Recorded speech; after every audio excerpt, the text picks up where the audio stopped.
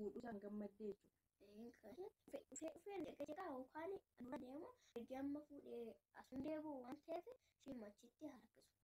እናንተ ሙጫን ፋዮ ጅራ ፈካቲ ወረቢ ሜቲን ኩኒ ጅራን ፈካቶ ጅራ ፈካቲ ዋቅ ሜቲን ኩኒ ሜቀየሻ መላላሚ ሃይ ፋዮ ከነ ቶሸን ቤኪን ጅራ እቲ ጎሩን ኦሮ ይድሩማኖ ስሪት ላላሚ ዱጋ ረቢ ሙጭቲ ጅራ ፈካቲ ዱጋ ረቢ እና ኡፌ ኑ ጨቀጨቁ ሰራ አቀ ኢሹማ ሀጨቀጨቁ አቀ ኢሹማ ሀጨቀጨቁ ኡፌ ኑ ጨቀጨቁ ሰራ አቀ ኢሹማ ፉዲ ሀጨቀጨቁ akkam jirtu hordoftoota fi kabajamtoota kiyya ani jira galata rabbii isinillee baga jiraattanii bakkuma jirtanitti nageenyi isin faana jiraatu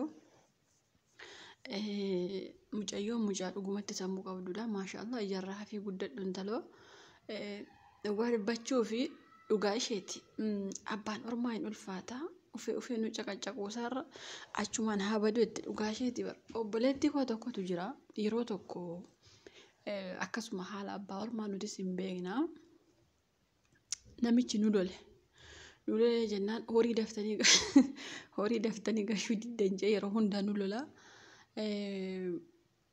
obboleettiin koo tokko jirti kanarra xiqqoo kootu naan jette haa innaan kootu namittiin kun nu sin iftu waan ta'eef guyyaa tokko sammuu ishee keessa oofnee lafa buuna iddoo ishee raaftutti jechuun isheenillee baay'ee aarte nu caqacaqa waan ta'eef haa deemu jiraanillee mucittii finciisu mucittii illee jiraa fi hinciiftu jechuudha. As gidduutti dogoggorri fayyoo mucaa ishee akka sagalee ishee waraabuun badii guddaa qabdi maaliif akka jiraan ittumaayyuu mucittii kana jibbuu gochaa jirta yaa fayyoo mucaa kee akka jiraan jibbuuf kanatti naasofsiisiini jiraan amma mucittii kana soo arge inni wara qabe morma ishee qabeetu fooqirra gadi ishee koondominii sana keessa gadi ishee fooqirra.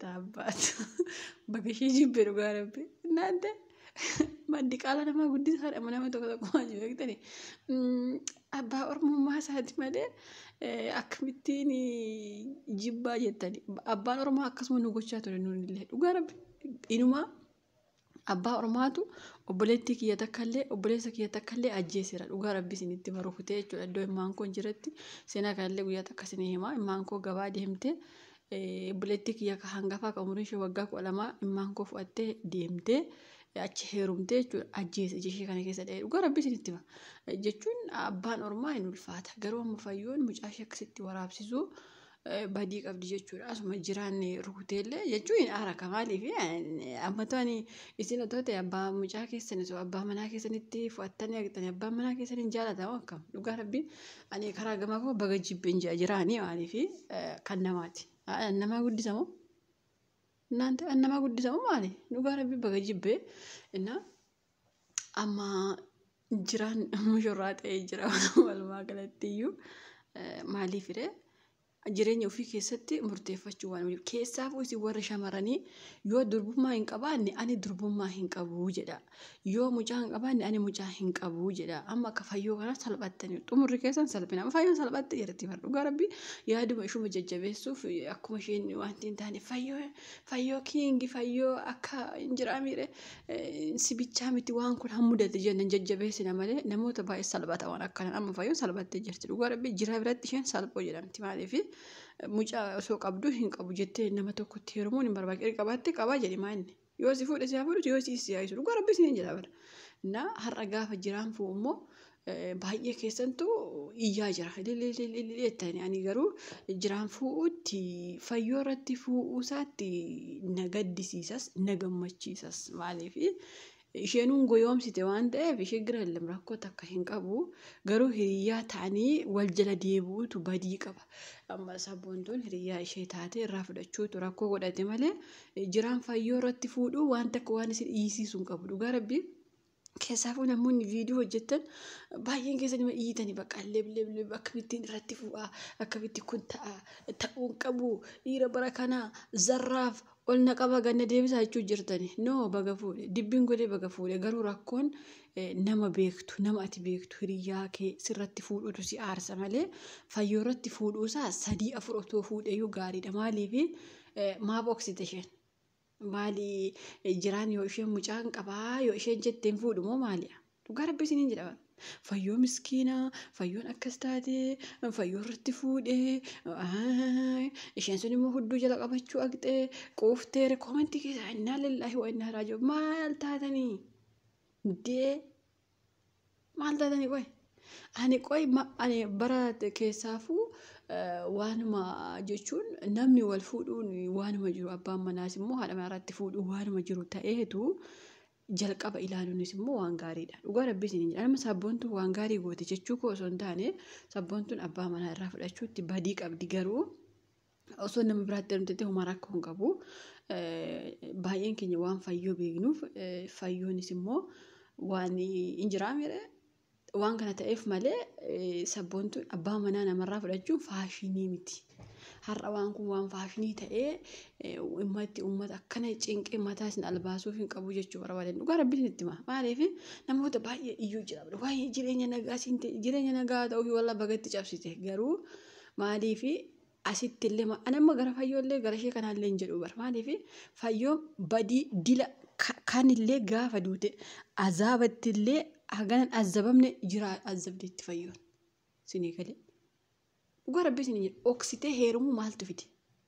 Mucaa qabaa ani yaa jira ani mucaa qabaa yoon sii ta'e na fuudhii maan je'in gaafuma dura. Ani mucaa qabaa yoon sii ta'e na fuudhii yoon sii hin taane immoo na dhiisii maaf hin je'in? Isin ikkoo galagashtanii ilaaluu qabdu malee har'uma isheen kun maa irraa fo'attee zarraa firrimaa balau jechuu hin qabdani. Sinii galee ani garuu akka yaada kootti osoo jiraan halagaa fuudheera ta'ee na gammachiisa sinii galee maaliif xiqqoo isheen kun duraan fayyoo fana waliin turanii gidduu gahanii wayirratti walabanii kanumaaf malee wanti walitti iyyeenya wayii qabaataniif miti ishee kanas immoo yoo fuudhee waan haamilee nama cabsuun qabu haganatti dhugaa rabbi isiniin jedha. Indee amma gana waan baay'ee arguuf teessu guyyaa qalabatii isaanii guyyaa sargii isaanii waa baay'ee jira. Gana waa baay'ee waan isin guyyaa takka argitanii hin beekne arguuf teessanii gana hundi keenya yoo arguuf teenyaa jechuudha. Garuu immoo rakkoon lamaan isaanii jechuun isin keessaafuu shamarran ilaalaa warri viidiyoo hojjetanillee warri koomentii barreessanillee sabboontuun maaf itti hirumte eeyyan sabboontuun nu aarsiteetti. Halagaa soofuu irra ta'ee nu gammachiisa maaliif fayyoon badii guddaa qabdi. Kan ilmi namaa namarratti hin hojjenne jiraarratti hojjette. Inda'uun fayyoon gaafa jiraatti heerumte bultee lamamoo kan bulanii viidiyoo jala deemaa ilaala. Mana kaaffee wayii tokko deemanii ani baay'ee gammadee jira. Ani baay'ee uma tokko maalii ta'ee jira. Ani akka nama durbummaa isaa galgala badee buleetti akka taasofti fayyoon.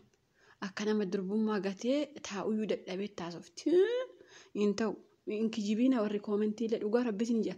Lubbuu keessaniif jedhaati haqa odeessa. Haqa dubbadha warri viidiyoo hojjetanillee. Indee hinumaayyuu nama mucaa qabutu ani bunumayyuu gudadhabde bara. Abbaa manaa koo yeroo jalqabaa maalii ta'ee sana ta'e. Indee har'a mucaan amma fardaa geessu eessa abbaatire dhugaa rabbisin jira bara. Maal yoo itti yaaddanii dubbattan isin warri viidiyoo hojjetanillee harka itti yaada. Sabboontuun illee maaf haqxee irraa fudhatte? Sabboontuun irraa fudhachuusheetti badii qabdi nu aarsiteetti.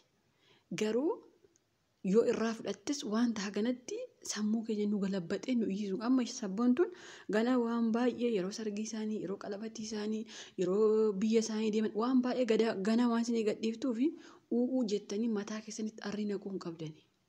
Anillee iyyuu hin qabu jechuu kooti dhugaa rabbii isiniin jedha. Maaliif gana waan baay'ee agartani. Fayyoon maal goote eessaa kaate jedhaa yaada. Jiraan immoo maaliif aaree irratti fuudhee jedhaa yaada malee balawu akkuma walawalaa mana arabaa kanaan godhiinaame dhugaa rabbii.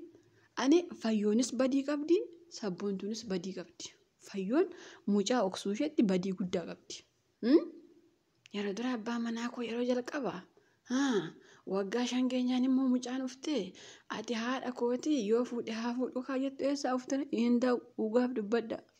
Innaa sabboontuunis immoo dhiiratu halagaa biraatu dhibe moo nama miidiyaan taanetu dhibeeyyuu jiraa fudhatte moo rakkoon ishee maali?